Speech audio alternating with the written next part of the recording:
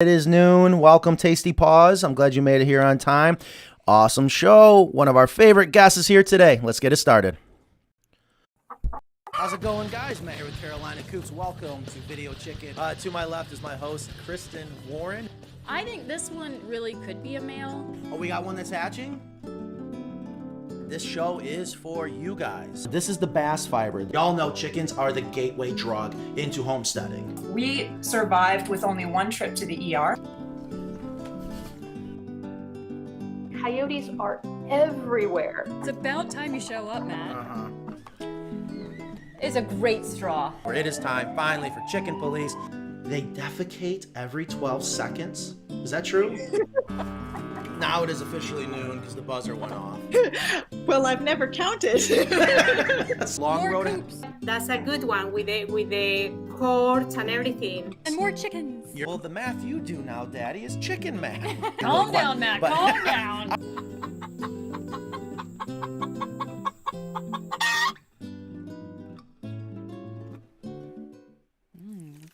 Yeah, so we don't do the intro music anymore. You're right. Audio muted, unmuted. Here we are. We are live. How come we don't do the intro music anymore? Because there was issues. You Or can't. she forgot to press the button. No, she didn't. No, Ingrid does not forget anything. That's If true. you're not, thank you.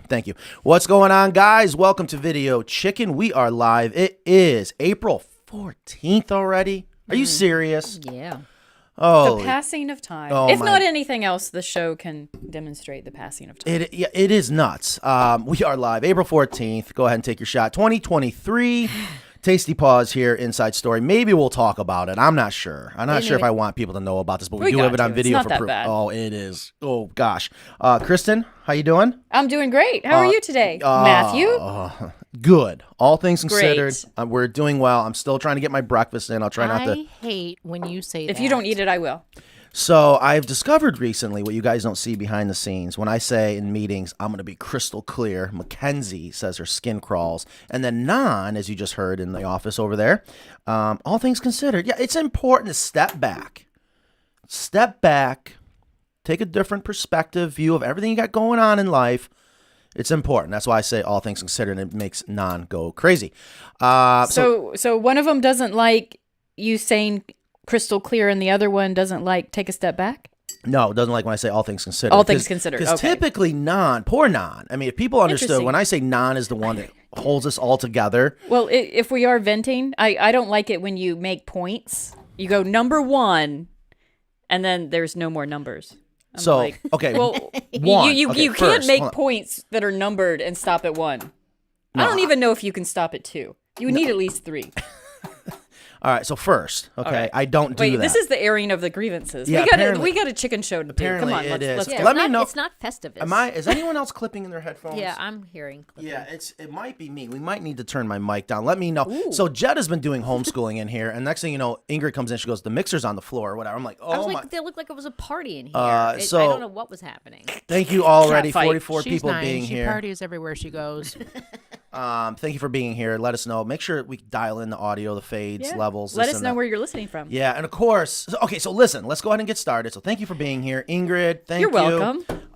And Nan, thank you. So today, and I want to get right into it. I might have to change out my mic. Something's going on here. If you guys are hearing that, please let us know. If you're not, then let us know too. You'll know if you're hearing it.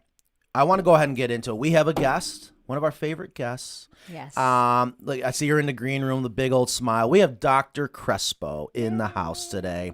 Right now in the green room. If you don't know who Dr. Crespo is, you are in for a treat today because she is a veterinarian. She's got a lot of those letters. She's a poultry vet. Yeah. Yes. And that's what we all need. Is it that bad when I'm trying to build up? Oh, I'm sorry. guys Were you need to making lear- points? Yes, you need I to learn didn't a hear little number patience. one. We not only have a veterinarian, she specializes in poultry. And there's a term for it. Was it poultry science or something like that? I'm sure she can share it with everyone. But you don't get this opportunity anywhere else, do you? No. You don't. And normally we wait till 12:15 because that's when the audience starts to build in. But I want to get Dr. Crespo in here right away because we want to value her time. She is so gracious to be here. She is from NC State. She teaches at NC State, right, Ingrid? She does, and she heads the a great resource for our area, the Poultry Mobile Veterinary Services. I might have said that in the wrong orders, but basically those words together, they come to backyard farms and backyard chicken places and big poultry farms, and it's such a great service, and I am personally indebted to Dr. Crespo for many reasons, and she's just a sweetheart. Yeah, bring your mic up just a little bit, just in case. Really? I'm Yes, not just hearing Ingrid in my. Oh, we are having problems. I hear her. Oh, that's wait. Oh, yeah. no, Hello, I how you doing? wasn't plugged in yeah, all the way. Yeah, I might. Okay, so yes, Dr. Crespo. So this is another thing I love to brag about North Carolina. This is just such a wonderful state for so many reasons, and this is just another great one because I don't know how many other places around this country that offer this opportunity to have a crew come out. It's like the Ghostbusters, if you will. It's the chicken experts that come out to your flock, come out to your coop and help you out. So I just think that's a wonderful, wonderful service. Yeah, we even have someone that just said, Hidden Spring Stable said, I met Dr. Crespo Wednesday. She checked out my flock and taught me how to vaccinate my day-old chicks for Merrick's. Wonderful, smart lady with so much knowledge to share. Learned so much. Awesome. All right, so we're going to bring Dr. Crespo in here in a couple seconds. But again, if you're just joining us, we are live April 14th, 2023. And the other thing is, I got some more announcements to make. One, before I forget, I want to do something. I got to think, something hit me last night when I'm laying in bed. That's probably when I think the most. I hate the squeaky wheel gets the grease. And I am very good at greasing the squeaky wheel. I do love the YouTube Chicken Police that we do. Just fun. It's entertaining. We haven't done it in a while. But I was going through some YouTube comments, and it occurred to me, and again, I was reading a YouTube comment last night that was just awesome. I want to start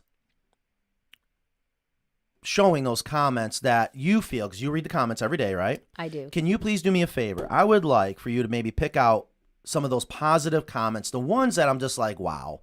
It reminds me why I love what we do, why we do Video Chicken. I love how many people now refer to VCL. That's us, VCL. Which we got to get some T-shirts that are just VCL. So You're VCL number 1. I'm number 2. Really, I didn't. Can hear I be that. number 1? No, Oh. no. 1.5 maybe. I don't know, but isn't that a good I'll idea? make Ingrid number 1. I would like to do a Golden Bell comment on any of the videos. One, it's good to have people engage in comments, and we'll know the real ones and the fake ones. There's people that are just so darn awesome that take the time to share what they got going on, and they'll tell us, and I get it, and this is why we do the show. They can't afford to buy a chicken coop hour. I get it.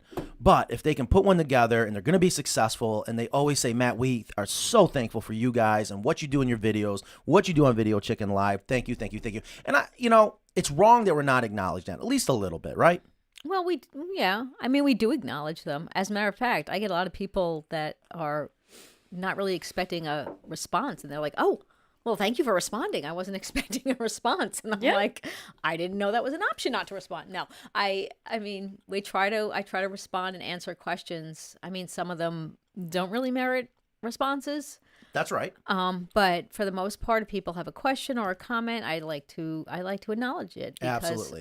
That's what we're here for. And I figure out what people are looking for, or figure out what wasn't conveyed in that video, or I can tell that they didn't really watch the video and they're commenting on the thumbnail. That's right. That's right. The thumbnails are important. So I would like to start doing that. Not sure when, but let's work on that. Okay. The other thing is, in today's show, and I want to be able to give our audience as much time, if you will, to have their questions answered by the one and only Dr. Crespo.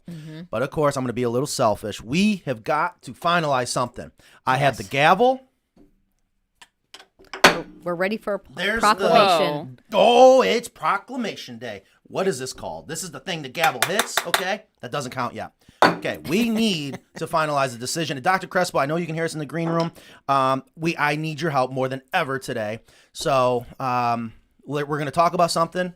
I need your expertise, which I know you'll give to us. And then, of course, guys, if you have any questions, leave them in the comments section. If you don't have any questions, please give us a wave. Let us know where you're watching from. Do everything you can to help promote the show, grow the show. And the more you guys comment, talk back and forth, helps the algorithms, right, with YouTube, which helps show more notifications. Something like that. I don't know. So we have John. Hi from Belgium. Impatiently waiting for my ordered American Coop. We're sending an American Coop to Belgium? Impatiently waiting. That's a good thing. I like the winky faces. Thank you. Oh, we have been sending more and more coops around this planet, which I think is awesome. It is not easy. Holy cow. You guys. I've got an order for Switzerland and Italy. Yeah. Wow. Oh, do they want turnkey? Yeah. Yes. Let's do it. Yeah. I have never been to Europe. I'm about to hopefully check a major check on my bucket list in 6 weeks. Right, Kristen? Right. Which we're getting there. See, what's if I didn't do this show, I wouldn't know anything that was going on. I'm not going to say it. I know what he was going to say. I know what you're going to say. Thank you. All right, so. I'm going to take a drink every time you say that to work, and I'll be drunk by 3 o'clock. Oh, yeah. So, I forgot what the hell I was saying. But anyway. 6 weeks. Yeah, so 6 weeks we'll be checking another list. Oh, I want to go to Europe. I've never been to Europe. We got coops there. Well, I've been going to Europe. Oh, we know. We know. Google Flights. I'm just going to say Google Flights. And the hack is you put like Raleigh and then Europe, and it'll show you where the cheapest place to fly is. And we're like, okay, well, wherever it's cheapest, we're going. So right now it's looking like Scotland. Yeah, that's or kilts, or I don't know. That's not a bad idea. No, I'll never forget. Because there's lots of places I haven't been. I do admire sometimes how your brain works. I'm like, how in the world do you ever think to do that? But God, it does make sense. You said one of the hacks to fly to Europe real cheap from the States is to fly into Iceland, right? Right. And then there's a lot of competition there. And you hop a flight from Iceland right into Europe for like $20. Yeah. So you can fly to Europe for like $100 or something like that. I don't know. Well, not quite, but yeah. So we ship coops all around the world. It's happening more and more, which I'm so grateful for. But you would not believe, especially going into Australia, we might have to have a local government official come in and specialized stamp the wood so that it clears customs in Australia. Because they don't want you bringing in little pests. We definitely have to do that. It's not a might have to. Yeah. Right, there we go. They don't want you, right? That must be why, right? well, that's something to consider. I Yes, didn't realize we that. fumigate. We used to do it as exterminators. We fumigate all those things. You open up those things, you throw it in like a grenade, and it fumigates. It's going to kill anything that's inside there. Fumigate it and be done. And it's harmless. The beauty of fumigation, technically, is there's no residual to it once it's all done. And fumigation is a gas. So you think about those little tiny particles. They get in everywhere, so nothing can hide. But it is expensive because it's highly regulated. I'm not going to say it. You got to be careful. You can screw things up real fast if you're not careful with fumigation. So Mike says Matt may be number 1, but Kristen is a 10. Oh, that's so nice. Oh, Yeah, that is nice. that is so nice. Yeah. All right. So then, But Mike Trepp also said need the Law and Order sound clip for the gavel. boom, boom. That's good too. Have you made the proclamation yet? Did I miss it? No. No, we got to talk about. We got to talk with the expert. Let's do it. So we're going to Okay. bring in the other thing. So you guys have to scooch together. So let's bring in. Yeah, you Sorry, keep Sorry, I'm trying to get comfortable on the stool. I can bring Dr. Crespo in. Yeah, Dr. Crespo, come in from the green room. Join us at Video Chicken Live, now known as VCL. We need intro music for when we bring in a guest, especially a high-profile guest, just like I know. Dr. Crespo is. Why can't I unmute her? Oh my God. Why don't you bring her in first, and then you can do all that magical stuff if you want. I have the mouse. I should put a picture. Do it. Yeah, I don't know why it's not. I'm clicking it. It's not working. Because I was doing the wrong thing. There you go. Ooh, look at her shirt. Dr. Crespo, how are you doing today? Happy Friday. Love the T-shirt. I can't unmute her. Unmute her for me. Why is she muted? There we go. All we There we gotta do, go. all we gotta do is turn her up a little bit, Ingrid. Okay, it was. How long have we been doing this show? I don't know. I'm done. Frazzled. Dr. Crespo, how are you doing today? Very good. How about you guys? Doing good. Yes, we've been waiting so long to have you back on. Thank you. Thank you so much for being here. You are one of our favorite guests because you are just so fun to talk to and extremely knowledgeable, especially with our lovely pets, the poultry, the chickens, ducks, all that.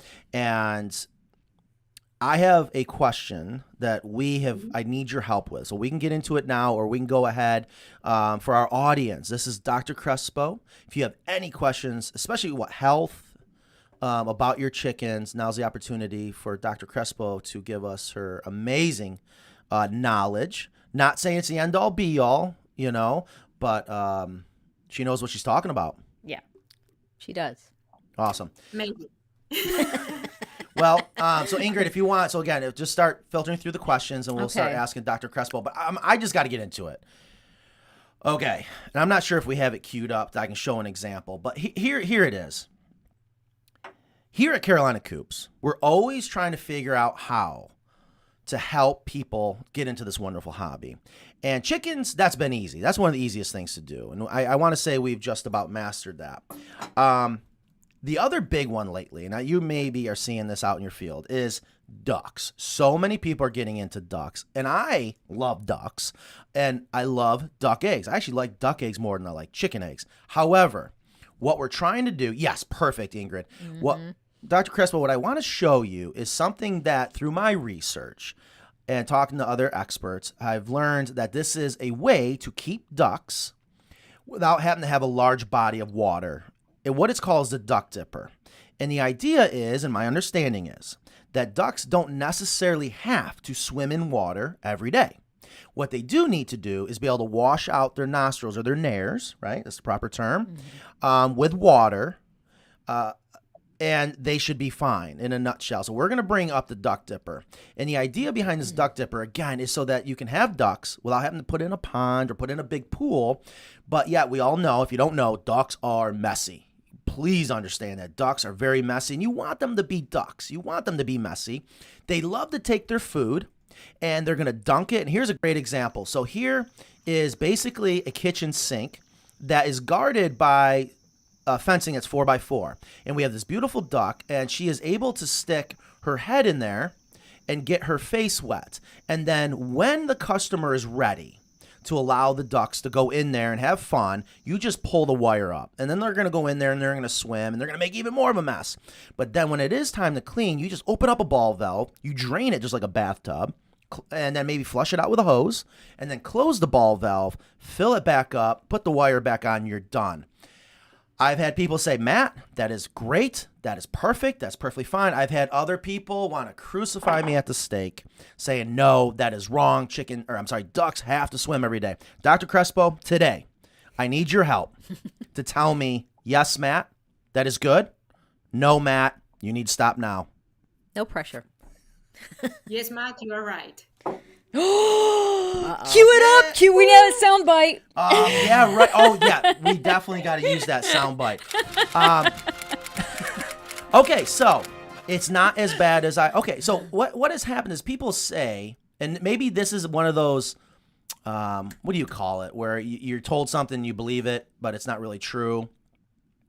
Oh, man, I'm holding my tongue so much. Well, what's it right called? Well, anyways, a lot of people believe something. What is it called where people are like, you're told something, you believe it? Oh, an old Wise tale, yeah. The perception that because they have the web feet and they usually live in the wild near the bodies of water, that maybe why we consider they need to be swimming all the time. No, commercial poultry, for instance, they don't have water. So in New York, where they raise a lot of chickens, ducks, they don't have any water on those farms. I mean, they have the drinking water, and they, like you say, to dip their faces, but they don't have the ponds or anything where they can swim. No. Okay, wait. Let me make sure I understand this. And I'm seeing a delay for the first time. I don't know if we're starting to glitch or whatever. We have had a hell of a time with internet. Yeah. Make sure we're still on. It looks like we're still on. There was a bit of a delay. Yeah, there is a delay for some reason. I'm not sure. It's driving me nuts. We got storming going on and whatnot. But Dr. Crespo, you hear me, right? Loud and clear? Yes. Perfect. All right, well, we're going to carry on. Let me know if, guys out there watching, let us know if there's any problems, especially out in the audience. Or out in the audience, out in the office. So, up in New York, there are commercial farms for ducks. Yes. I didn't know that. What are they? Are they farming for duck eggs? Are they farming for the duck meat? Or breeding? For both. Mostly it's for the meat. They most of the commercial, but of course those ducks have to come from somewhere. So some of the flocks are for the eggs, but they mostly are for the meat. Okay, and I just want to make sure I'm hearing this right. So even on a commercial farm, the ducks are able to clean their bills, clean their nares, and they're fine. Yep. Okay. Yeah. The major problem you have with ducks is their feet. They are very susceptible because they have very soft padding. You want a very soft surface. So that's where you have the difference between a chicken, a turkey, or a duck. The ducks do really need more padding on those feet to prevent from getting those bumble feet. Okay. So glad you asked this. Okay, so when we touched on this last week, we are going to be selling a product called Healthy Straw. And the idea is that it's softer than even the industrial hemp. And we're thinking about that it might be better for ducks. I'm not sure if you're familiar with that, but if you were going to have ducks, or maybe you do, and you're going to use a form of bedding, what would your ideal bedding be so that the feet have that soft cushion when they're walking? So you were talking about earlier on, and you were not live yet, about the hemp. I love those hemp pellets. They sell them for the horses as well, for the horses stalls. I love those. They absorb water very well. They absorb smells because they absorb the water, and they are very soft for the feet. So I usually start with about 3 to 5 inches for the duck, and then build it up to 7 inches, and just make sure it keeps dry. Keep tilting it to make sure it's dry and it's not compact. Okay. Interesting. So you're saying that the industrial hemp is a good option. And have you ever heard of the product called Healthy Straw? I don't think it fits. I have not.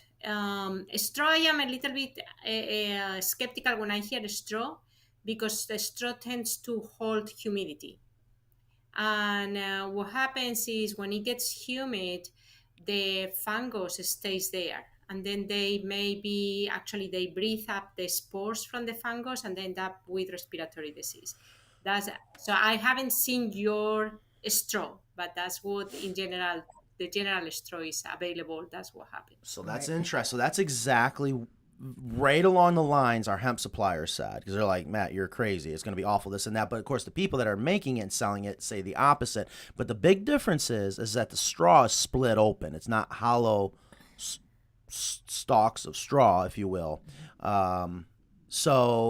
Okay. It's flattened. It's flattened. It's chopped up, and it's dedustified, just like the hemp is. So there's a processing done to this type of straw that they use. They have a garden straw and a healthy straw, like a farm straw that they use. And what they found with ducks is when they were using it, because they're a Canadian company, that with the bedding on there, if the ducks were laying eggs, the farm straw actually kept the eggs from freezing, because it kind of just gave it a nice little insulation there. But they're small pieces, not just like the kind of straw you would just get like as a bale of straw. But Okay. we have some questions. Yeah, there's so many questions. Dr. Crespo, thank you so much. So before we move on, again, guys, we are getting a weird delay here. I just want to make sure you guys are hearing us. I haven't noticed it. Misty says there's no delay. Yeah, I saw so that. I think it's just us. Okay, good. So hold on. Nan, are you listening? Is everyone out there? Yep, I'm here. All right, so I'm scared. I try to make everyone on this planet happy, and I know you can't do it. I know, especially when it comes to animals. I love how passionate people are with animals. But Well, I have a question. First okay, before you Go ahead, do it. Ingrid. Okay. Whew. So, Dr. Crespo, but ducks' feathers are they're kind of waterproof. They're made for water, correct? Yes. So, is there a benefit? I mean, do they benefit from having a body of water? Does it help with their, I don't know, with their feathers or their cleaning? And is there something that the body of water, other than they just like to swim, is there something that benefits from them swimming in a body of water? So the benefit of that heavy down that they have is actually to keep their body temperature and to keep it dry from the water. Okay. So yes, they are normally in the wild, living with in areas where there is water, and that helps them to maintain their body temperature. It's like a coat. So that's why they have the feathers. But when we raise them on our farms, we don't really need to provide constant access to an area of water where they can swim. Okay. So it's just for fun for them. They just like it. like if you are raising, for instance, swan won't. They are they are a different species. So swan do really need the water. They will not defecate. They defecate in the water. They need to eat when they are in the water. So it's a different story from ducks. If you like the duck eggs, and I know it was just an early, I like the duck eggs. They are great for cooking because they are very high. The white is very high in protein, and when you beat the white, it gets stiff, and it's just great for baking. If you want to do that, then what I will suggest is to get the Indian runners. Those are the very tall ducks. Those are really, they don't need even the water. They don't even care about the water. So Okay. Interesting. So swans need water. What about geese? Because we do goose houses. Geese, they can eat and defecate outside. They are even messier than ducks are. But they make good guardians. So if you don't want to have a dog, you can have a goose. Okay, so That's what we're saying. Is it okay to say then that you can have a duck dipper also be a goose dipper, and they will be fine? Yep. Okay, so before we go on, And the other question was, people were complaining because of the duck couldn't lift their head up to drink. Do we need two separate things for drinking and dunking? Or Well, we already do. That's the other thing people got to understand. So although I did see in the video that it did drink. Right, and Yes. but you showed this to me that ducks will use our water bar. Yep. Yeah. The point to the duck dipper isn't for them to drink; it's to get down and wash their face. It's to dip. Exactly. It's not a duck water; it's a duck dipper. That's a good point, Nan. Oh. Okay, so are we going to, from here on out, stand our ground? Say, you know what? If you tell us this isn't good, you're gonna have to take it up with Dr. Crespo. And let me tell you what. I mean, it's I don't know if we can say we have a veterinarian approval, Yeah. right? I mean, it's just real simple what she said. Right. We're trying to make it so people can have ducks without jeopardizing the health of your animals, in this case, your ducks. I don't want that worry that, oh my gosh, I'm providing something that may not be right. And that's why we're having this conversation. Right. So, yes? Yes. Duck. Oh. Oh, wait. One question: if you have, something I recommend. I enjoy the ducks; they are lots of fun. Now, don't mix up ducks and chickens What? because they. It's so hard to maintain both of them together. What they like, both species, they will never really talk or be friends. And to manage them, it's just easier to manage them in different areas of the yard. Keep them, but in different areas of the yard. So the feed is different. They do need different feed. Like you mentioned about the water and the water dipper, they mess everything up. They're very messy. Chickens are very clean. So just to keep things simpler, just keep them separate. Hold on. Oh my gosh. Okay. I Wow. love it. All right, I think we might need to get back to this again.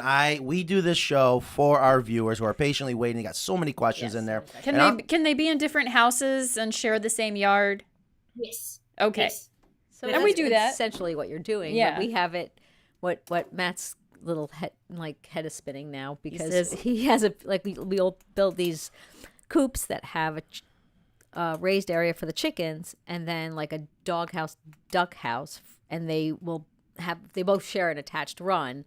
But we also say everyone to free range them. So while they both have this attached run, which is dry because it's covered, they free range. So, but they have different houses. That's right. So they will have, as long as they have different area where they will have their water feed separate in separate areas, that's fine. They can be together in the backyard, but keep the feed, the water, and most of the things that they need for enrichment separate.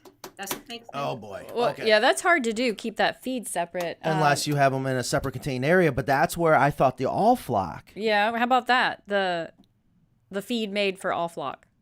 or I guess that's the trade name, but the feed. That's designed for turkeys, ducks, and chickens all in one. And Oh, it's like you get a med or a tool that does everything and does nothing well. Interesting. All right, so we're going to go to questions because Matt's head's Yeah. spinning. This might be my favorite episode.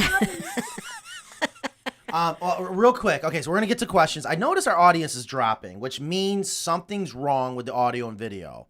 And we need to, I don't want to, I mean, this is great material, and I don't want to be like, oh boy, Dr. Crespo, I need you to do it, take two. We are live, so this is real. I just got to make sure everything's going well. I'm streaming over here on my phone, and it looks like everything's looking good. So maybe, Yep. I'm not sure what's going on. All right, well, then let's go ahead and get started, Ingrid. So John has a question, and I think this is a question a lot of people might have is how can you tell when a hen is egg bound?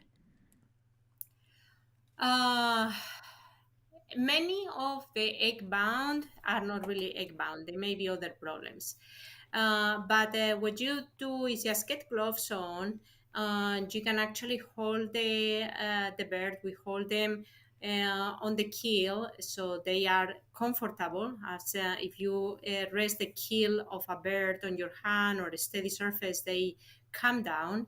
And then you can actually get with the glove, just get the finger on the vent area, and you will feel the shell right there. So if this bird hasn't laid for a while, you actually can check. Usually an egg takes about 25 hours to lay. So if in 25 hours you still notice that egg and that hen hasn't laid the egg, that means that hen is egg bound, and you really need to take it to the vet to have that taken out. How would it manifest itself in a chicken though? How would you know to even think that, besides the fact because some hens just don't lay every day or every couple of days because they're older?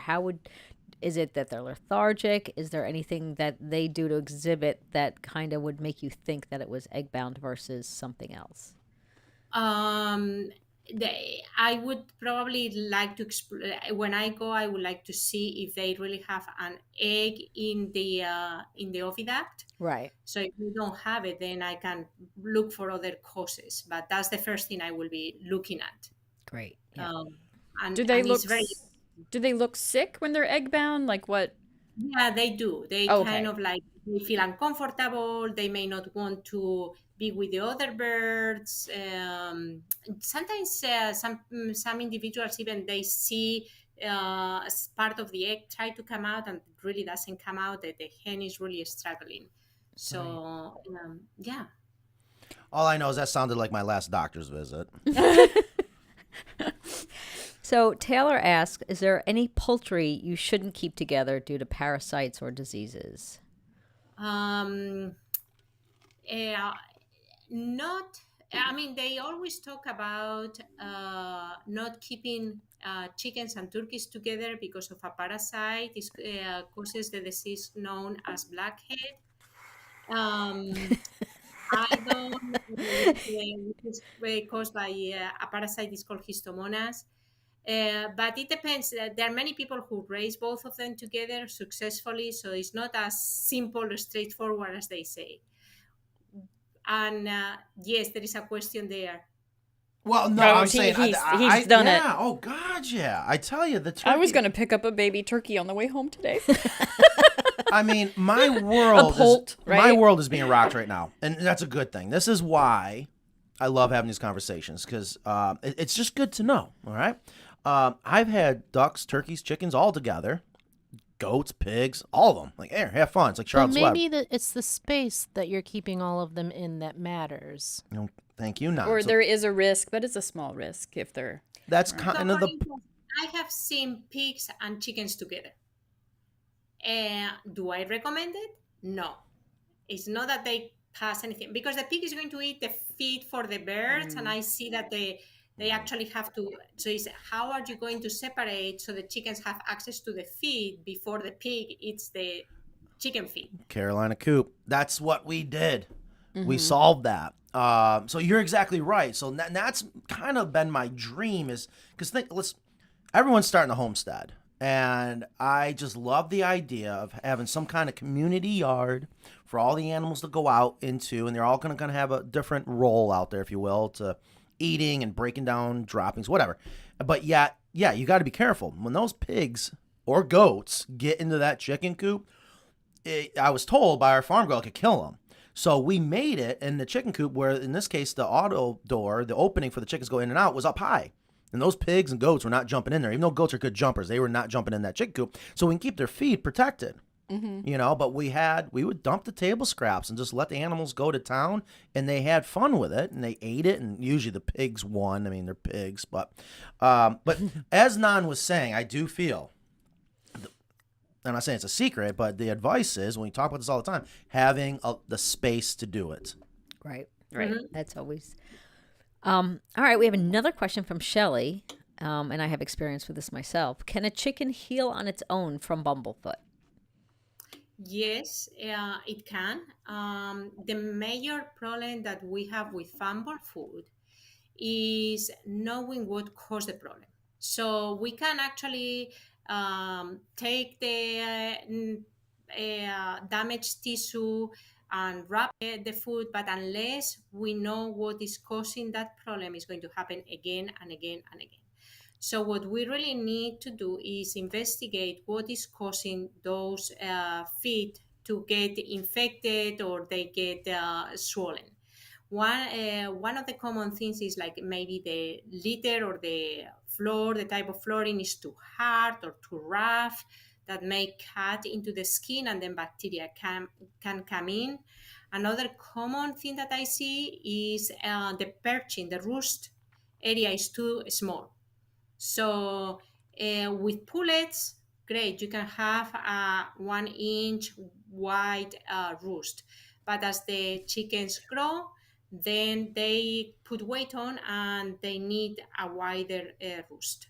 So anything like, I like to have the 2x4 with a 4 where the chicken just sit on that 4, because it's like, as I always say, like when you are a child, you like your toddler bed, but when you are an adult, boy, that king size bed is good. So the same as the chickens grow. Great. Yep. Now do you have to treat bumblefoot, or is it okay for them to live with it, or is that affecting their health overall? because it is a staph infection. Correct. Yeah, as long as they are not limping, I would just probably, if you start, you can put some cushion in the area just so they are in some softer surface. But some people use Epsom salts. I don't want to dig in unless I see that it's infected. If I just lift up the crust and I don't see anything, it's like wrap it up, put some cushion in there, and let her just heal on her own. I don't want to mess up and create more of a damage. Okay. Yeah, and so the biggest thing that I take away from all that is it's all about prevention. It's Right. all about find out what's really causing it. So many of us are always like, what's the magic bullet? But prevention is so important. I say this all the time. It's all about setup all the way down to the roost bars. You know, those rope wrap roost bars that are vet recommended by Dr. Crespo. They become a hot item. We absolutely love these roost bars, and even our coop out there, I've noticed all the chickens prefer to be on the rope wrap roost bar than they do the regular roost bar. Will a regular roost bar work? Yes. But, you know, like Dr. Chris was saying, make sure it's the right size. And I tell you, the rope wrap roost bars, one, they look really good, but it mimics a tree branch, you know, if you will, or it allows the foot, if it needs to heal. Something I never really thought about when we talk about prevention is that even the bedding you're using could be a contributing factor to the bumblefoot, Right. where that's nice that how soft the industrial hemp bedding is. To be honest with you, I never really thought about that specific with the hemp bedding also being a form of prevention for bumblefoot versus pine shavings or some other harder type Well, and it material. keeps it dry. It's the dryness. It's absorbing all that bacteria that's in the poo, right? I mean, it's like you want to keep it dry so they're not stepping in wet poo when they jump off their roosts. And Right. Dr. Crespo, before I forget, show us your shirt. That you have an awesome shirt. Where did you get it? So it says here, poultry in motion. Poultry in That's what motion. it That's great. Is that like an NC State shirt or? No, this actually is. Oh boy, I'm going to give you my age. I don't want to. This is when I was doing my master's degree. My supervisor gave me that when I defended my master's degree. Oh, wonderful. Well, that's Wow. a great story. I Yeah. appreciate you sharing that with us. All right, so we got a lot more questions Yes. coming. Guys, if you're just joining us, we are live April 14th, 2023. We have the Dr. Crespo, the expert in backyard poultry in general. She knows everything about poultry. If you She's have an any infectious disease expert. Too, infectious disease right? expert. She did a lot of work on that. So. Okay. And then, so if you have any questions about your chickens, especially health, you have the best right here. Leave us a question in the comment section or just leave a comment. So, and one thing I wasn't sure if we could touch on, I know we should just put this to rest, but it has been in the back of my mind to hear from Dr. Crespo. And I'm sure you've had this conversation a million times. And you'll be like, oh gosh, Matt, not this one.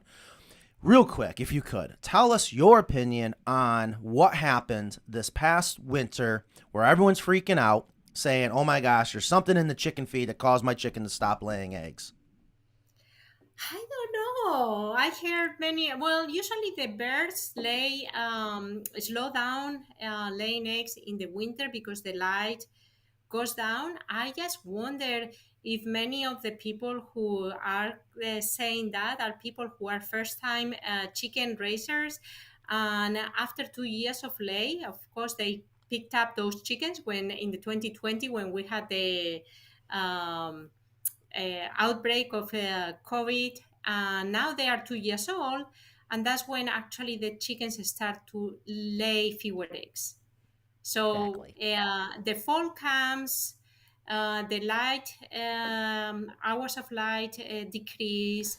They are molting, which with molting they are not going to lay as many eggs. With fewer hours of light, they don't lay as many eggs. Plus, they are getting older, and that may be a combination of that. That's what's happening. So speaking of lighting, real quick, I just was told this recently. I don't know if this is true. So again, I need to hear it from you. If, not that I'm a fan of what I'm about to say for the record, I am not promoting this, but I would like to know. If someone wants to use artificial lighting to keep their hens laying during the wintertime, I was told recently that they have to start that process in August. Is that true? Correct. So you actually start the time. Actually, I will start probably in July, because that's when you get the longest days. You don't want to ever reduce the number of hours. So on July 21st, when you have the longest day, then you count those hours and just supplement as the days get shorter, supplement that with extra number of hours. Isn't, just so I'm clear, June 21st, June 22nd should be the longest day, not July, right? Sorry, June Okay, 30th. okay, good. Because that's my birthday. That took The me a longest lot. day. I didn't want to correct you in any way, shape, or form. But I wanted to be accurate. But that makes sense because boom, boom, daylight's building up, and then why have it go down? And they're like, oh, okay, and then you bring it back up. That's right. It doesn't make sense. So June 22nd, Ingrid's birthday, who's No, about to January 21st is my birthday. Okay, June 21st. If you're going to do artificial lighting, you want to start it there. But let me be clear, I am not a fan of it. I Yep. like keeping things natural. Let the girls rest so they can molt, and you just let them be. I Yes. think they're just going to be so much happier. Yeah, I agree with you. I mean, yes, and definitely, because if the more they lay, the shorter life they are going to have. You're really putting pressure on those birds. If you increase the number of hours that they have of light, then it's going to actually decrease the lifespan. So if you want to enjoy them for longer, then let the natural life cycle. We have, yes, and I agree on that too. I have a 6-year-old that's still, 2 6-year-olds that are still laying. So we have a couple of questions asking about kind of what backyard chicken keepers can have on hand in their medicine cabinet, just as like little first aid things. Like, what are some essentials that people like me and Kristen and Matt and our audience would have to help deal with just small things with their chickens? So things I like to have for the chickens, well, I always say the apple cider vinegar, I like it just to add it in the water, drinking water, because mainly in the sun, that's actually going to decrease the bacteria and the algae in the water. So it's going to allow them to drink better water. But directly on the cabinet, you may want to have like some topical antibiotic just in case they have a wound. You may want to have some vet wrap or that elastic vet wrap. If they have like a very large tear, I like the spray bandage, and and if you can have like what they call the skin glue, so you can I don't even suture or stitch the skin, is so thin. I really like better the skin glue. So just to shut it that skin, and then the infection doesn't get under the skin. So those are things that I will have there. I will have also, it depends if you have maybe roosters or what type of floor you have. You may want a pair of dog clippers just to make sure that those toes are kept short. And some of the hens, actually, they also have a spur. Some of the breeds and some of the older hens, they may grow up a spur. So you want to cut the spur off, just like if it was a rooster. I had no idea hens had a spur. I've had a few with Really? Yeah. I have one too. Yeah. Um, How much apple cider vinegar? What is the formula there? What do you recommend? It is almost like, and I just eyeball it. And what I Okay. say is buy a strip. For the swimming pool, they have the pH strips. So you can actually go and put it to pH down to 5. So I want it between 6 and 5 pH. Because that's neutral, right? No. No, because neutral is 7. Oh, I thought we were close enough. So it goes from 1 to 14. 7 is neutral. And I wanted a little bit acid, almost like lemon. It's like you are giving lemonade to the chickens for drinking. So it is more into the 5 and 6 pH. Okay, I heard 6.5. I was like, okay, that's cutting it close. 5 and 6. Okay, Between five, five and between 5 and 6, which is going to be on the acidic side, not the alkaline side. Yeah. So I missed a little bit, but this is important because we get asked all the time, and I think people screw it up because we always think more is better. You want the water you're giving to your chickens to have a pH of 5 to 6. And if we're going to try to achieve that based on your type of water, we can add the apple cider vinegar because that's very acidic, right? Mm-hmm. And you can, is it fair to take the pH strips and use that as an accurate measurement? Or would you have some advice? Because I have customers out there, and I always try to tell them, don't overthink it. Because I think sometimes when they overthink it, they screw it up. But we still get the question, so might as well get into it. What would be the best way for them to tell the true pH levels of their water? You go to the lab and get a pH meter, but that's too expensive. No. Like, I see all these things for sale on our website now. We now got a chicken coop medical kit, a pH meter. He's people doing are marketing Oh, now. absolutely. Vet recommended Dr. Crespo's kit. I see it already. I'm sorry. I mean, the pH meter is actually, you can go to a swimming pool spa shop and buy those strips. And then if you have a swimming pool at home, you probably have some of those strips. You can actually check that the pH with those strips. Right. So just it's just probably a couple tablespoons per gallon. Correct. Well, we might need to do that, but again, everyone's water is different around this country, and whether you're collecting rainwater. I know my dad did this, and even when I went out there to do a video on troubleshooting his water system was going to get down to 14 degrees in Texas, there was his pH strips. I said, yeah, people just love it. I don't want people to overthink it, but if you got the time and you want to get technical, might as well have fun with it. Yeah, I absolutely see this. I see pH water, chicken water strips. And you mentioned topical for an antibiotic. Do you have a recommendation that you would recommend, or anything would be good? What should we look for if we're going to get an antibiotic?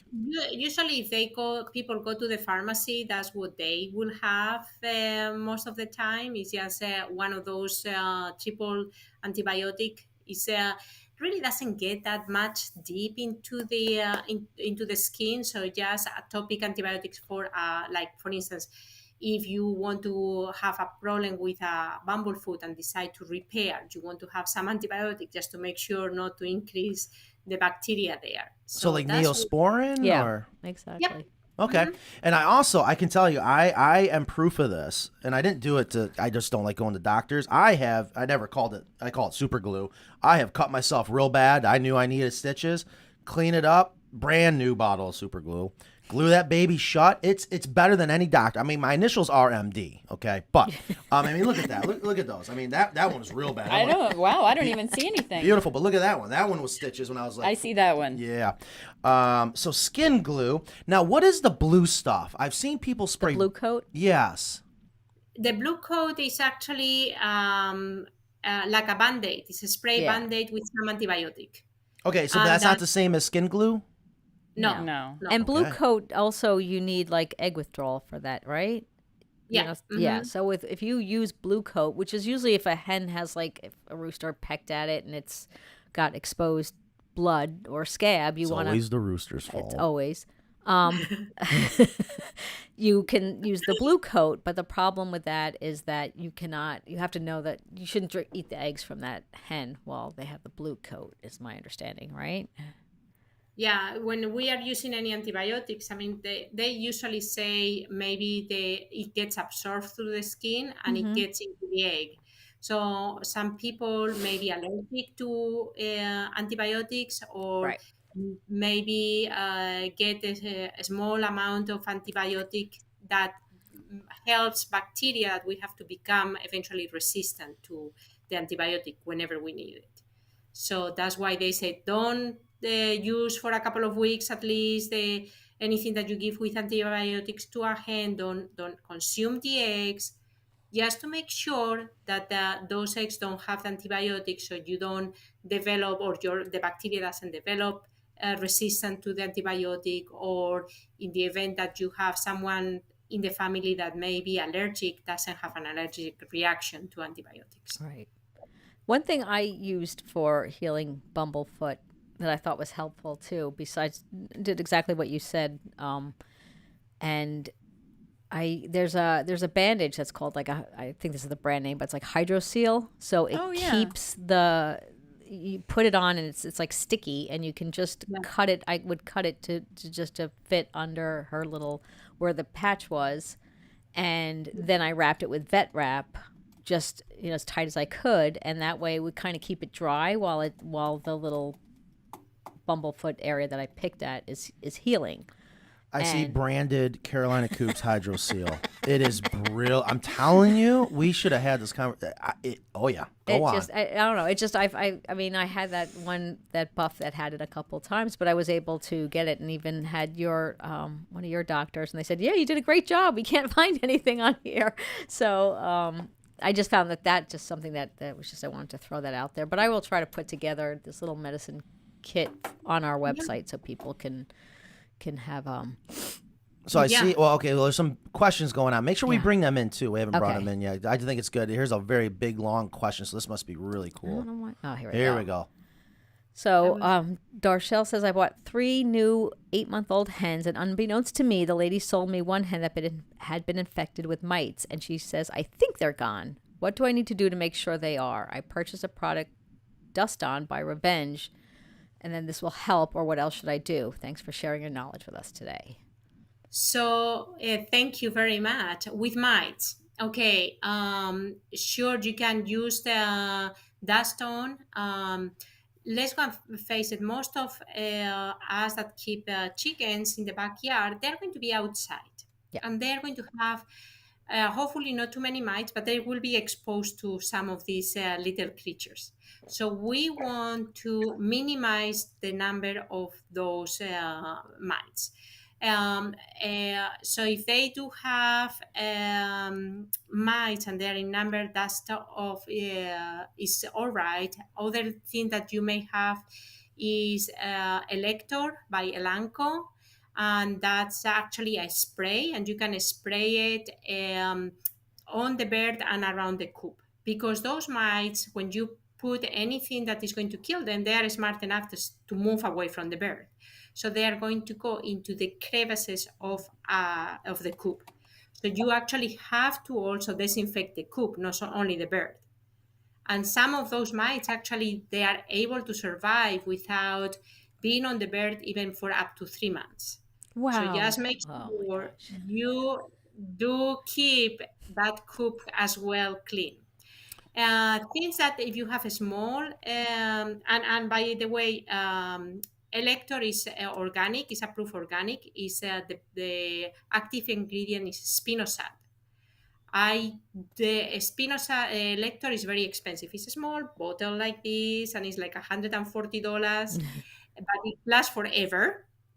But if you don't want to spend that much money, I said, okay, go for the Elector for the birds, and then go to like Lowe's or Home Depot, and they have like the Rose and Garden Spinosad that is sold by the gallon, and that you can spray the coop with it. I don't know what other ingredients are in that Rose and Garden. I don't want to put it on the bird, but I don't mind to put it on the house. Right. Interesting. Yep, CNC, cracks and crevices, and most insecticides. People don't realize this. They try to spray something. They think they're gonna make their life easier. No, if anything, you piss off the insect or the target pest, and they run on you. And then they'll hide, and you think you got them, but actually it can make things worse. And a lot of times, especially with bed bugs, oh my gosh, it's even worse with bed bugs. They can go a year without a blood meal. Fleas can go for a year without a blood meal. They can hide. So you got to think about that once, in my opinion, okay? And this is true with, your cats and dogs. If you got to treat them for fleas, you don't want to just treat the cat and dog for fleas. You're going to have egg, larva, pupa somewhere down in your carpets that are eventually going to hatch. But to really be successful, you can't leave a stone unturned. But that makes a lot of sense too, that if you have a product that you can use on your chicken, and it's expensive, just use it on your chickens. And then there are a lot of good other products that you can use safely as long as you read the label. And it's cracks and crevices. But I used to always tell my customers, picture you're this little mite. You can hide anywhere, and then so many people are like, oh, Matt, the big one is straw. That, yes, mites can hide in straw. I get it, but man, there are so many cracks and crevices everywhere. They can hide anywhere. Yes, it is about prevention, but that is just such good advice. I just want to make sure people understand that if you're going to treat just a chicken, you may not be successful. You really got to. And you got to do it twice. Right? I think that would make sense. I didn't catch that part, but that would make sense. So it depends on you do have to do it multiple times. So it depends between times. Like if you have like the northern fowl mite or the red mite, yes, you do it twice, and it's usually about 14 to 20 days in between. The same with internal parasites. But if you have, for instance, the Nemidocoptis, which is the scaly leg mite, they actually reproduce faster. You have to do it once a week because they reproduce faster. Okay. So, like if you have Nemidocoptis as a scaly mite, it burrows under the skin, and you see those scales being deformed and lifted up. Some of you might have experience with that. So the easiest way, obviously those dust, if you use the spinosad, you can use it. It's very hard. I actually like to, if you can use some mineral oil, like Vaseline or some other type of oil. So what you are doing is smothering those parasites, and they asphyxiate them and die, but you have to treat it again. So it's nothing really that you have to always get drugs to kill those animals. There are many good products out there that if we know how to work with the animal, then they are very good to prevent and to control disease.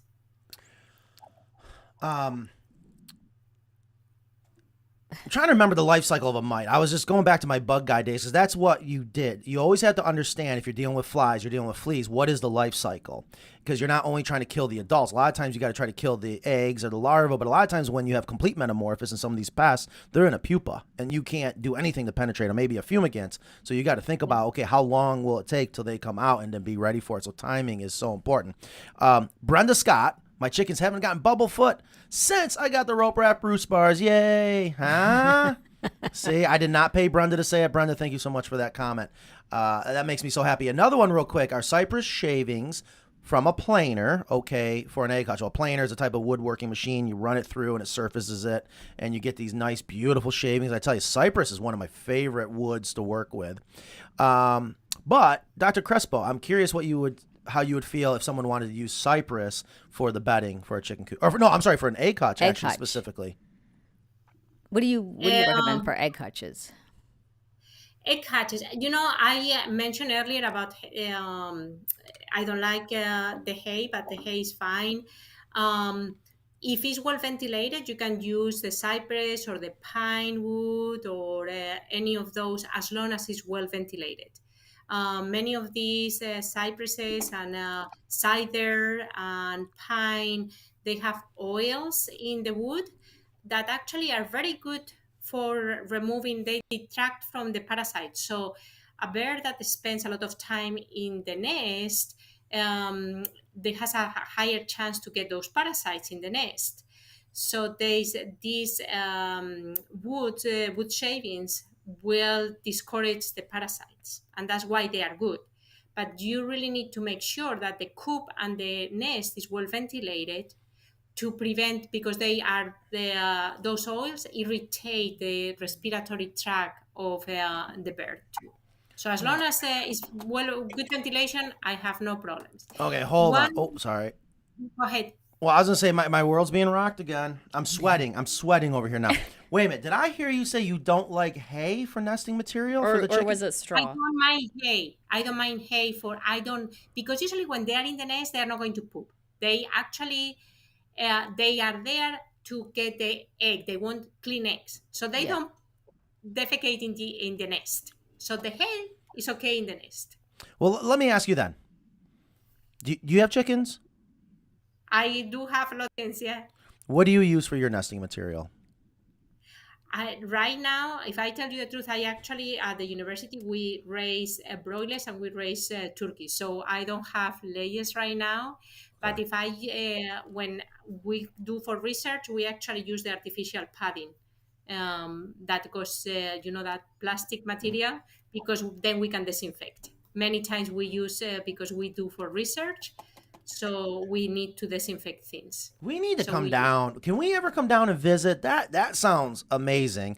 Okay, so if you were raising some chickens in your backyard, and what would be your recommendation? What's your recommendation to a lot of our viewers? Because this is a common question, is, Matt, what do I use for nesting material? And I always try to tell people, what did chickens do before we had egg hutches and chicken coops?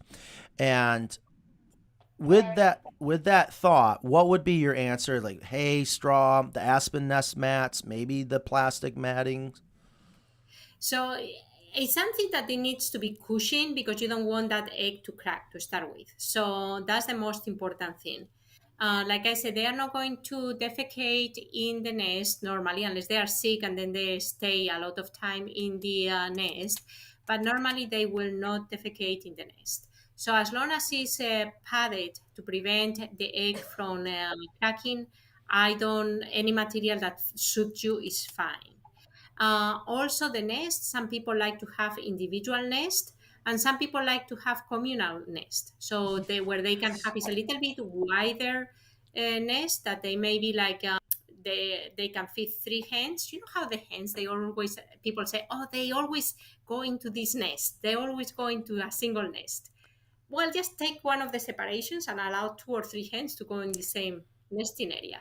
That's what I like. I think she just recommended your egg hutches, Matt. Yeah, I tell you, this show is an emotional roller coaster, which is so much fun. Yes, so I love the term communal nesting, but that's I like that myself. Yeah, and that's actually what I do, and I think most people do. But that's what I love about our egg hutches is, again, when you're trying to make everyone on this planet happy and make a one-size-fits-all chicken coop, you can easily remove the nest dividers should you want to make it a communal nest box, or you need a little area for a nursery if you got a broody hen raising little baby chicks.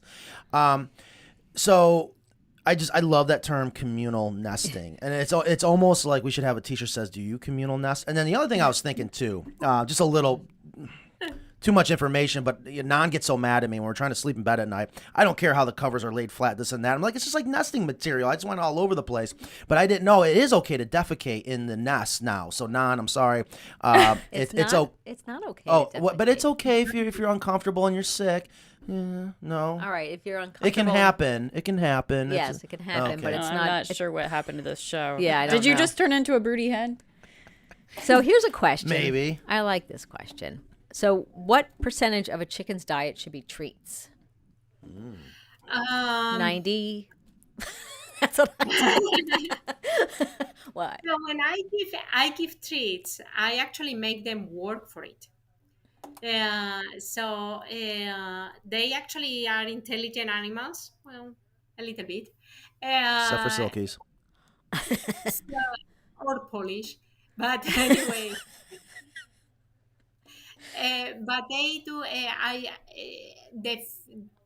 The treats should be a supplement always, not like the main portion of the diet. So I don't anything over 5%. I'm sorry, I don't want to give treats. Now, for instance, one of the things that you could do is rather than give pellets, you may decide that you want to give a scratch, which can actually a scratch feed can be used as a treat. But rather than giving it in the feeder, what you could do is just get, say, for instance, a PVC pipe and make holes so that when the chicken tosses that, some of the scratch falls out of the pipe. So they just then eat. So that rather than spreading it around, you just make like a toy where they can just roll it and get that feed from that pipe. That's a possibility. I had a ball that did that for the chickens, and then they buried it, and I found it a year later. So I remember one day in Boston when I first learned that, I was like, this is the greatest idea, and this is going to be an old video because I know I got a video. You guys remember those Coca-Cola bottles that are round? They come out during the holidays, right? You've seen those round ones during Christmas?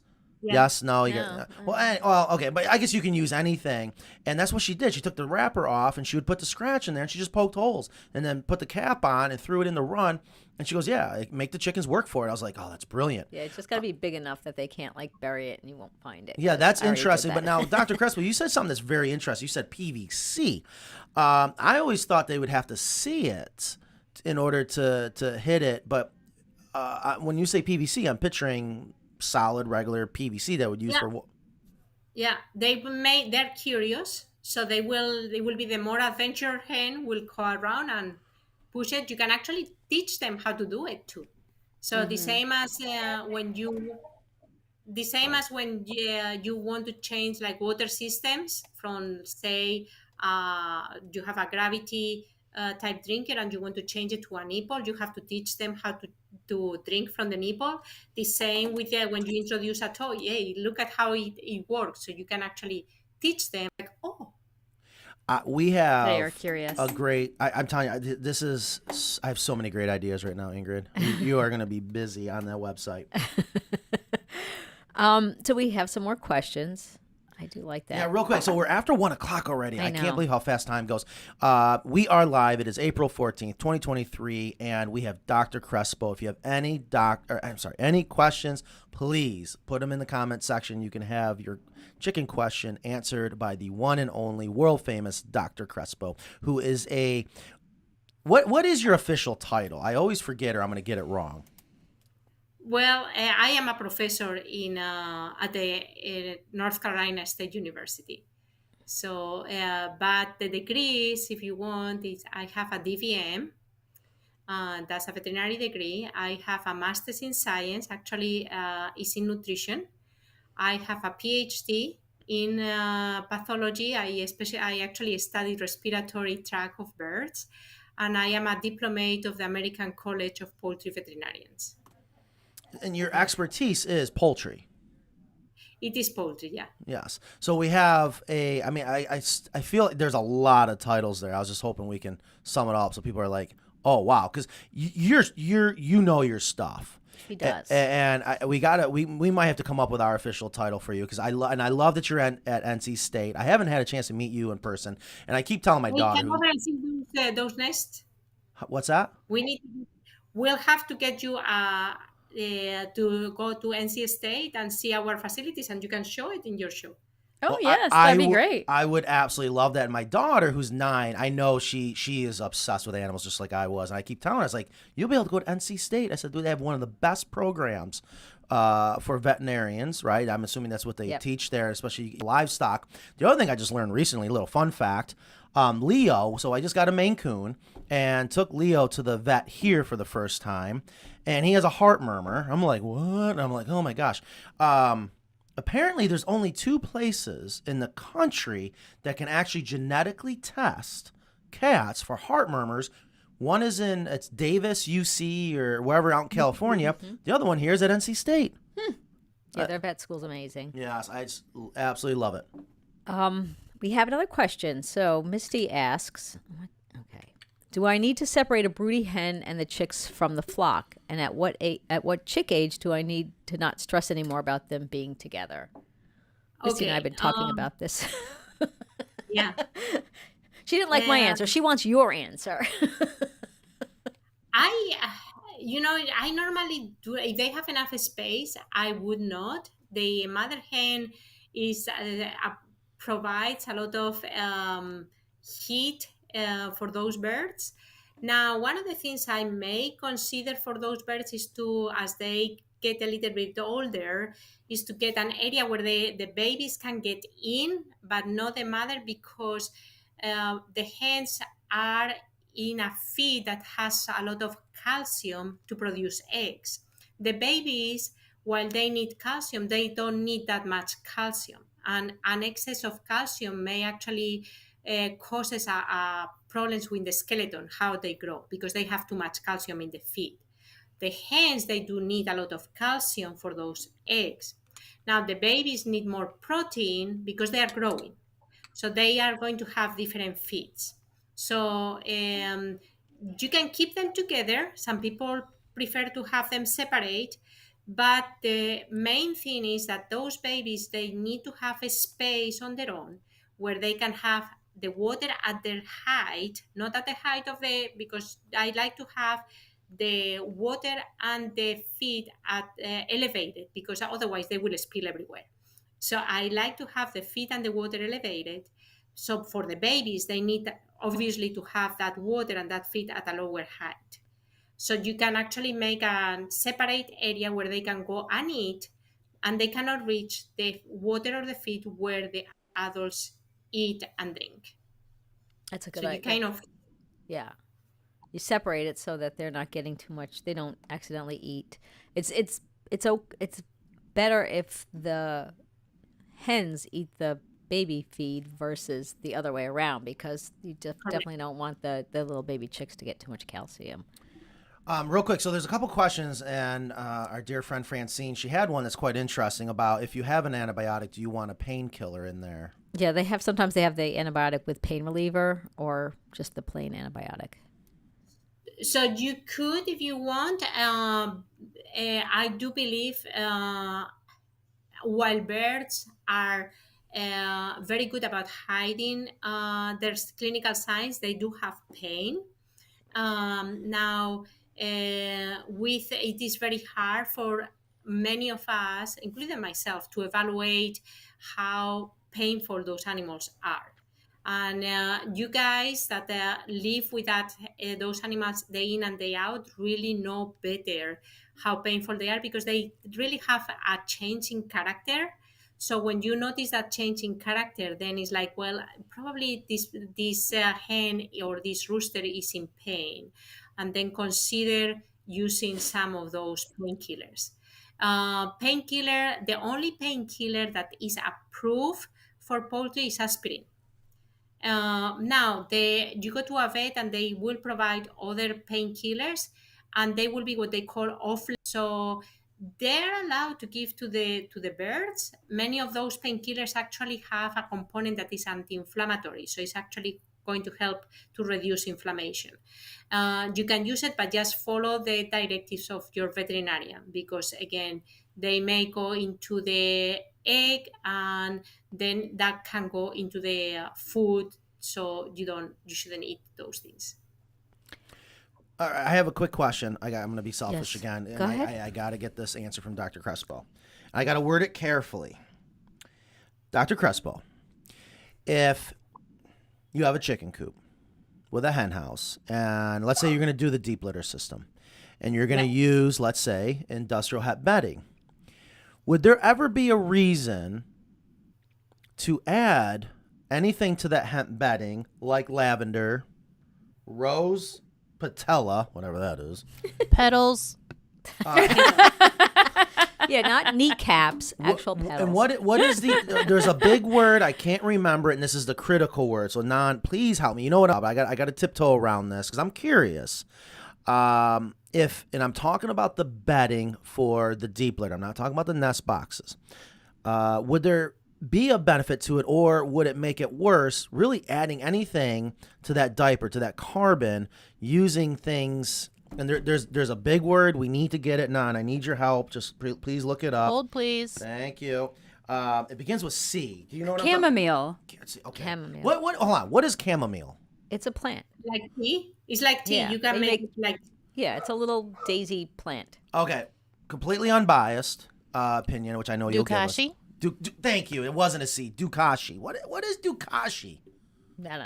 I don't know. All right. That I don't know. Okay. Nobody Nan, knows. Nan, help Nobody us out. but Nan knows. Dukashi. Would there ever be a reason that it would be a benefit, or would it be a harmful, or is it just a possible marketing gimmick to add anything to the hemp bedding? I don't think it's necessary unless you want because of the smell. But just like I said before, some of these smells are really good for us, but they maybe irritate the respiratory tract of the bird. So as long as it's and the main reason why people want to do that is because they are not managing the litter well, so it builds up ammonia. So they are trying to cover the smell of ammonia with some other smell. So to me, it's like, you better take care of the litter, make sure don't cover smells. So you shouldn't smell ammonia to start with, but that's the main thing. Yes, we got and- that on record, right? Right. You guys all know where I'm Right. coming from. Thank you I very thought much. people And- use that to as some sort of insecticide, actually. Yeah, but you want the the microbes. the microbes. Yeah. But again, it's about prevention. If you got a buttload of flies, you got this and that, you got something Now, else going. if you have flies, it's because your litter is very wet. Yes, you got something Yes. else going on. Those larvae for the flies are soft-bodied. They'll dry out if it's not wet. So you have other problems. You should have seen Dr. Crespo putting her hands in my deep litter with her students when she was there, telling them how dry it was and that she wasn't worried about. Remember this when you were telling your students that you weren't worried about all the droppings because everything was dry. You got that on video, right? I did not get that on video. It is very easy to do it. So you just get your hand inside the litter, get a fist full, just get your fist.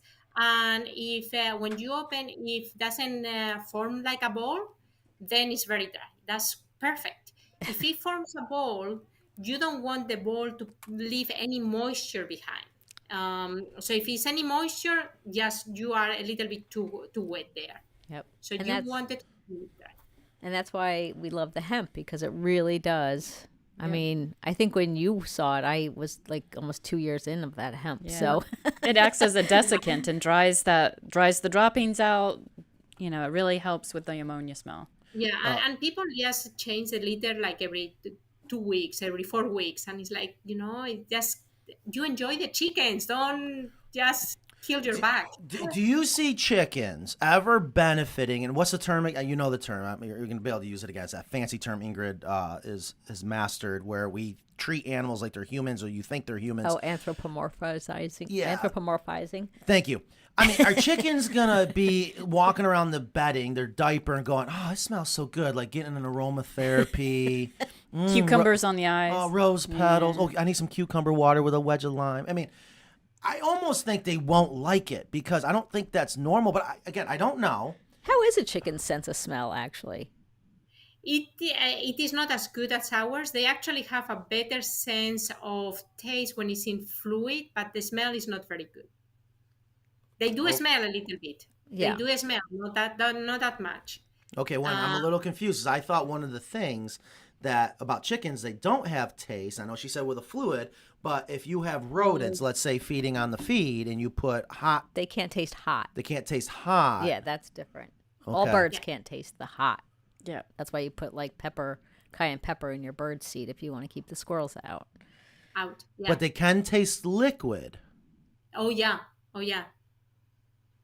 How can you taste liquid but not taste the solid? Like what's going on No, inside they the don't have teeth either. I mean, they're different. Well, I mean, I know that when you change the water, they just like they may refuse completely, treat the water with something. They may just like poof, stay away from that water, but they will not stay away from many of these taste and flavors. They actually don't react until they get with liquid. Like that's why with the pepper they tell you don't put water after eating hot peppers, because then the hot pepper, the calcium of the pepper, is actually gets more hotter. It gets hotter. That's true. So you have to. So if it's dry, you don't taste it, but if you put it in the water, it will taste much more. So Yeah. you don't drink water when you get a hot pepper. And she's from Spain, so she knows about hot peppers. so we're at 120. It's April 14th, 2023. We are live. We have the Dr. Crespo here, taking time out of her busy schedule. Can't thank you so much for being here. There's more questions. I know we got about maybe 10 minutes left in the show. Dr. Crespo, I know we probably took up more of your time than expected, but so thank you so much. But this is where we could have the rapid fire if there's some questions, and if Dr. Crespo wants to rapid fire them, if possible. Before I just leave, because we were talking about mites and how to monitor. I like a very easy trick to monitor whether you have mites on your coop.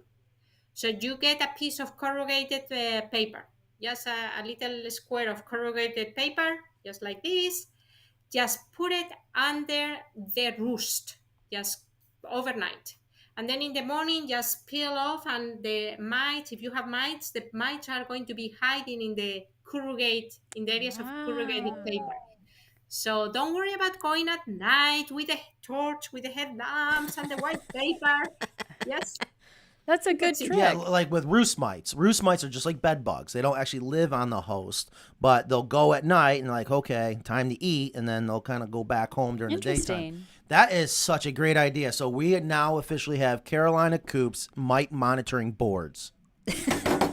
Wow. Wow. Oh man, I'm on fire today. She's going to get a lot of royalties, I'll tell you that. I know. You can probably retire. I know. So I'm sorry, Kristen, you got a question? Yeah, I got a question that's really from me and Ingrid and a lot of other people is we love gardening. We love chickens. Is there anything we can plant for our chickens to eat, or do you think we shouldn't? Do they know what to eat? You can plant anything you want. That one of the things that I will suggest is if you want something for your garden too, make sure you put like a fence or kind of chicken wire so they cannot go in and take all the plants from you. Okay. So if you get a plant there and say, for instance, you want to do parsley or you want to do some other of the herbals, you can do it, but I would recommend to just put like a chicken wire or some type of wire on top so they can eat as the flowers or the plants leaves come out. They can pick from that. That's actually a good enrichment for them, but at the same time they don't go in and with their little feet they take all the roots off. Okay, great. So when chickens they usually don't go to eat things that are bad for them, right? I mean, animals pretty much know what's good and what's bad. I mean, things that I wouldn't, and you guys don't have here in California, they have the oleander or the lantana. Right. Yeah, things you wouldn't use, you wouldn't give it to the chicken, but many of the herbs, oregano is great for the chicken. So if you have an oregano plant, you can actually give it to them. You can give, they do like pumpkins. So if you want to plant some pumpkins for the fall, let them go at it. And then after you carve the pumpkin, you just also open that pumpkin and they can eat everything if they want to. Yep, Okay. they love melons. Yeah, too. someone's Sparky Prep's asking to feed your chickens. I'm assuming that's cilantro. Yeah. My chickens don't like cilantro. What is cilantro? It's an herb. It's what's in salsa. Yeah. Okay. Anyways. It's it's an herb that some people love and other people it tastes like soap to them. It's like one of those. You love it or you hate it. Yeah, it is.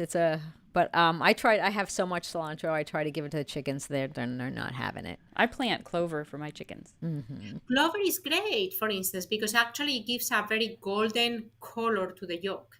So if you really want that golden yolk, clover is great. What is considered treats versus just other non-crumble food? So so a lot of the food, like Chris and I both use food has some pellets in it, but it's a lot of grains. But A lot of scratch- whole grains. A lot or of whole cracked grains. Yeah. So if you're throwing scratch grains, it's almost like throwing food out for them, sunflower seeds and such. So and then mealworms are kind of like the treat, the high value treat that I can get my chickens to come from far away when I need to close them up. I can just shake the mealworms and they come running. So what would be considered treat versus non-treat? So it's those, and I like, for instance, yes, you are completely right. Like the mealworms, we consider treat, and some of that scratch we consider treat. Many of the treats, they are high in fats. They are things like they may have sunflower seeds or scratch corn, or things that are high in carbs, high in fat. Those are usually what is considered. If you put something that is high in protein, usually they are not like, I don't care for it. Those, when you see the label and they have higher carbs, higher fat, then consider that's going to be a treat. Just like for us. Yes. Yep. So, but okay, I'm sorry. I am so confused. But if they can't taste it, how is it a treat to them? They do like the texture. They go for textures. Texture. Interesting. Okay, what kind of textures do they like? I mean, that's like me with sushi. I love sushi because of the texture. So you're saying chickens are kind of like that? Because I noticed there are things like noodles. My God, do they love noodles? Oh, they do. It might be because of the texture. Mine love taco meat. It's funny how there's different things. I brought like a kind of overripe banana out there, and I peeled it, and my youngest, just, because she's on the lowest of the pecking order or whatever, since everybody was kind of curious and standing back, she just went at it. And she loved it, and then a couple others liked it, and others wouldn't go near it. So I think I think chickens, it might be particular to the chicken. Not every chicken's there's no one thing that they all like or don't like. And another thing is not that they like or not like, is depending on the age and if they have been exposed. So babies are more curious and they will be willing to try more things. And as they get older, they get maybe wiser, I don't know. But they say that's not food. So they don't even go near because they don't relate that to food. That's interesting. That's a really good point. Stormy, I feed my pets, many of them, it happens, raw or natural, or as close to what they'd get in the wild as possible. If I want to do the same for my flock, pellets or scratch. Would pellets or scratch be more natural? Scratch will be more natural than pellets. However, that depends of... I would say just be careful with the scratch, because while the bag says is completely balanced, they add like some vitamins and minerals. They are what they call the fines, and they tend to just sink to the bottom of the bag. And the chicken will actually, because the scratch, they select what they want. They may eat too much of the carbs. They like candy, just like, who doesn't like candy? So the same happened with them. If you are going to get the scratch, just make sure that the scratch is high, because they can, otherwise they're going, and you don't overfill that feeder. So they don't go in and they start doing like moving their beak, and then you have all the scratch underneath the feeder. You want to have it high. Oh, what happened? I don't know. We lost her. that was some of her best material right there. I love oh my gosh, folks, I don't know what happened. Oh no. Man, did it time? We have like, I'm just blown That's away. weird. I was just about to ask too. I'm like, that famous question. So when Stormy was asking about scratch, I'm assuming crumbles, right? No. Scratch is like grain. Okay, but we always get asked, crumbles or pellets? Well, that's pellets the or same crumbles? thing, just in a different I don't. form. Well, It's the same product. okay, because I wanted to ask her. It's like a cake or a cupcake. It's the same product. It just looks different. Okay, that's not bad. That was pretty good. Dr. Crespo, and if you're still listening, I'm so sorry. We just lost you. Can you shoot her? Ingrid's already on it. Tell Dr. Crespo I'm so sorry. I'm not sure what happened. I don't know if it got timed out for an interview. She could have ran out of battery. Who Yeah, knows? and we do have storms going on. Oh, crap. That was so fun watching her. Yeah. Anyways, guys, all right. Well, it is 1:30, and it is, we are live coming to the end of our show. April 14th, 2023. Do you want me to try to get Take it one back, more shot. or do you... It's 1:30. Okay. So I think that was a great show. I can't thank you guys enough for being I here. feel like we couldn't properly thank her. We will. No, we absolutely will. Please send Dr. Crespo a message. I will. And let's go see her or something. Field trip. Yeah, field trip. Who doesn't love a field trip? Yeah. I'm in. I think everyone would love that, especially if we can kind of dig in. I feel like we really dug into some We details. always get some great info. Yes. Like, I was glad you were taking notes. I was taking some notes for you, too.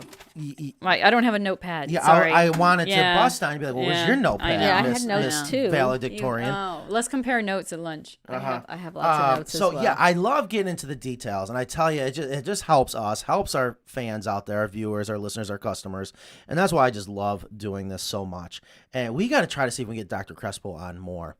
And let's see, we got to find out when she's going to retire. Wouldn't it be awesome if we could bring her on as like, not gonna retire hotline? anytime soon. Yeah, I know that people like her. We'll retire when we drop dead. The nice thing about Dr. Crespo is she knows about the backyard chickens, because a lot of times you get somebody with the poultry vet credentials, but they work in the commercial industry, Whole and there's different world. really there's not really a lot of relatable information that you can get except for disease, and their solution for disease is just kill. So rather than treat, typically. So it's great that she has all this knowledge and practical experience being in the backyard chicken world, and that's what makes her so relevant and interesting. All right, so what we're going to do is we're going to do a quick rapid fire. And of course, so John, when it says Matt, I guess that caught my eye. So Matt, it would be nice if you could offer an enclosure for a broody hen with little feeder and drinking bottle to keep a hen in for several days until she stops being broody. What's our response to that? To take out the dividers in the nest box. We do. Oh, I mean, he's 'cause saying to break the broody. Oh, to break it. So, Oh. right. Well, or until she stops being broody. Let her be broody, in my opinion. Well, she's still gonna. If you put her in an enclosure, she's still gonna sit, even if she doesn't have eggs. Doesn't Yeah, she? but I they. mean, I mean, I typically. think what people do is they put them in like a dog crate where there is no bedding. I don't know. I'm not a fan of that. I think it's. God, But I can't. Some people can't continue to add to their Yeah. flock though, so you have to understand that. Yeah, but you can swap them out, maybe. I mean, Yeah, bring but in a few new. Dude, and look rehome a what couple happened old. this year when it came to buying baby chicks. They were sold in minutes. I know, but it's just like for me, I just You whatever. can do it. All right. What So, about Christy? Is it okay to use construction sand in the run? It would be easy to clean.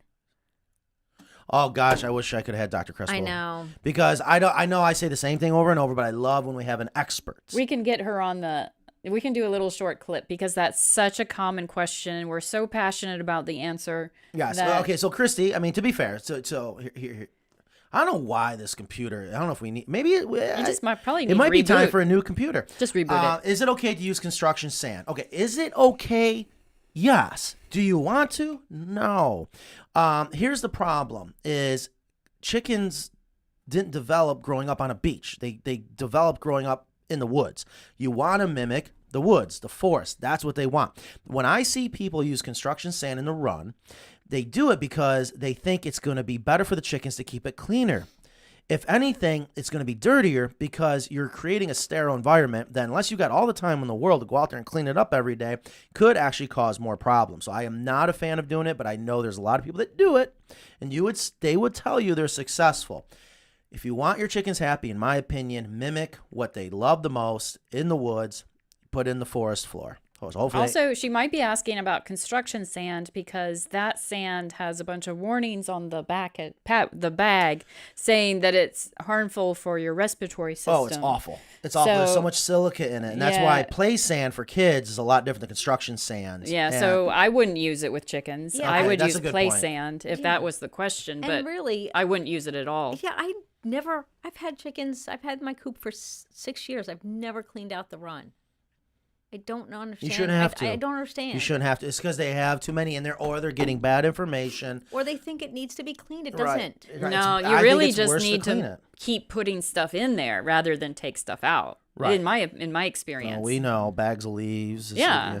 All right, Francine. Do we need to take chicken saddles off for a break, or can we leave them on? Oh, that would have been another great question for Dr. Crespo. Pete's sakes. And I'm not. I tell you, me personally, I'm not a fan of saddles, but I know they do serve a purpose.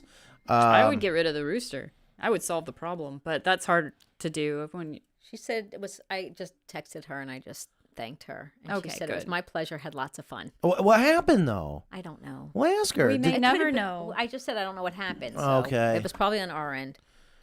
Is there anything you can do to keep chickens from breaking their eggs? Yes. Remove those eggs on a daily basis. If they start to learn to eat them, that's an egg eater. That can be a whole different story. What's the solution for an egg eater? I had one customer. She insisted. She put wooden eggs in there and told her stop eating the eggs. And she swears up and down she broke an egg eater. I don't Well, think I you would- can. you got got it to too. stop it early. That's for Yeah. sure. Yeah. And sometimes, I mean, I've seen like an egg that looked like it was eaten, but it could have been like an egg that had a crack in it or was soft for some reason, and then the chicken that made them curious and they pecked it. So there could be other reasons. And I know a lot of these questions are probably for Dr. Crespo. We're going to do the best we can real quick, and thank you so much. Yeah. So another question. I got rid of a rooster. Now I have a hen pecking on the rest of the flock. Do I remove her?